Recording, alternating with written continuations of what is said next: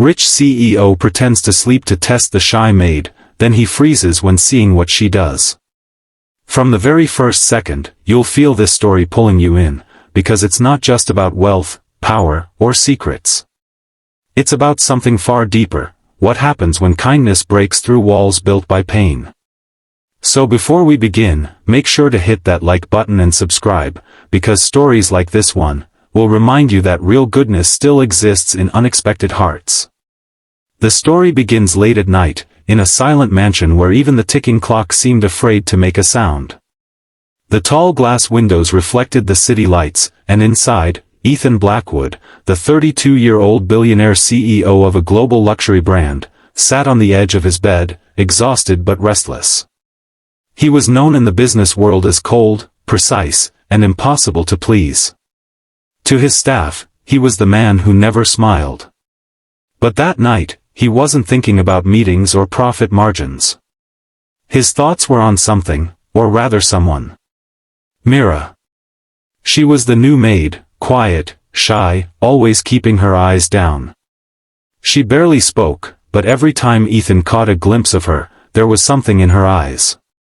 A sadness mixed with strength. He had noticed how she cleaned the old piano even though no one used it. How she carefully folded the blankets he didn't even touch. And one evening, when he had returned home late from the office, he found a small bowl of soup left for him on the counter. No note. Just a small act of care. And that stirred something inside him he hadn't felt in years. So, one night, driven by a strange curiosity, Ethan decided to test her.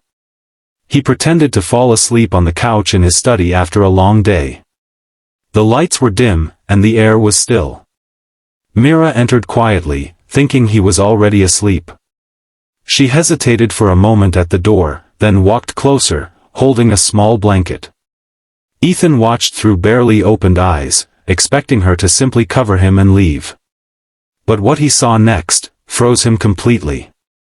Mira knelt beside him, her trembling fingers brushing a stray hair from his forehead. She whispered softly, "You look so tired. I hope one day, someone helps you rest your heart too." Her words struck something deep inside him. There was no greed, no pretense, just pure concern for someone she thought would never notice her. Then, before leaving, she quietly placed a small folded note on the table. Ethan waited until she left and then picked it up.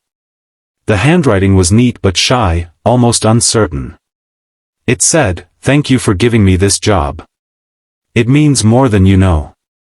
He sat there, staring at that note for a long time, his chest tight.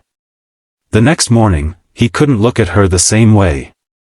He wanted to know her story. And when he finally asked, it came out in pieces, hesitant, painful pieces. Mira had once been a literature student. Her father died suddenly, and her mother's illness forced her to drop out and find any work she could. She had been rejected from every high-paying job because of her timid nature and lack of experience. Until one day, she showed up at Blackwood Mansion, desperate, clutching a wrinkled resume. Ethan's assistant had nearly turned her away, but something about her eyes, made Ethan hire her on the spot. Over the next weeks, their silent understanding began to grow. Ethan found himself coming home earlier.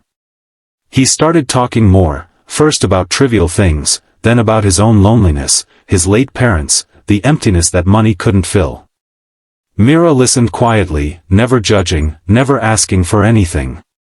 But one night, when a severe storm hit the city, Mira didn't show up for work. Ethan's house felt unbearably empty. Hours passed, and she still didn't come. Worry clawed at him until he finally drove through the rain to the small neighborhood where she lived. He found her trying to fix a leaking roof over her mother's bed, her clothes soaked, her hands trembling from the cold. Without a word, Ethan took off his jacket, covered her shoulders, and started helping her. That night, for the first time, Mira saw the man behind the title, the one who still remembered what it was like to lose everything. Days turned into weeks. Ethan insisted on moving her mother to a better hospital, on helping Mira return to her studies. But Mira refused at first. "You've already given me enough," she said. "If I take more, it won't be kindness anymore, it'll be charity." Ethan shook his head. "No, Mira. It's not charity. It's gratitude. You reminded me what being human feels like again." By then, his company staff noticed the change too. The once aloof CEO now smiled during meetings. He donated to local shelters, spent weekends at hospitals, and even began funding scholarships for struggling students, naming the program Mira, which he said stood for Making Integrity Reach All.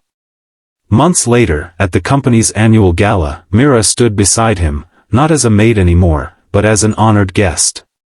When reporters asked about the inspiration behind his transformation, Ethan simply looked at her and said, "She taught me that kindness doesn't come from wealth. It comes from the heart that refuses to stop caring, even when no one's watching." The audience clapped, but Myra's eyes filled with tears. She whispered softly, "You didn't have to do all this for me." Ethan smiled gently. "You did something for me first, when you thought I was asleep." The crowd never knew what that meant, but they didn't need to. It was a moment between two souls who had found something priceless in each other: human connection, trust, and healing. And that's the real message of this story. Sometimes the smallest acts of care can melt even the hardest hearts. So if this story touched you even a little, take a moment, like this video, subscribe, and remember, someone out there might be waiting for a simple act of kindness from you, too.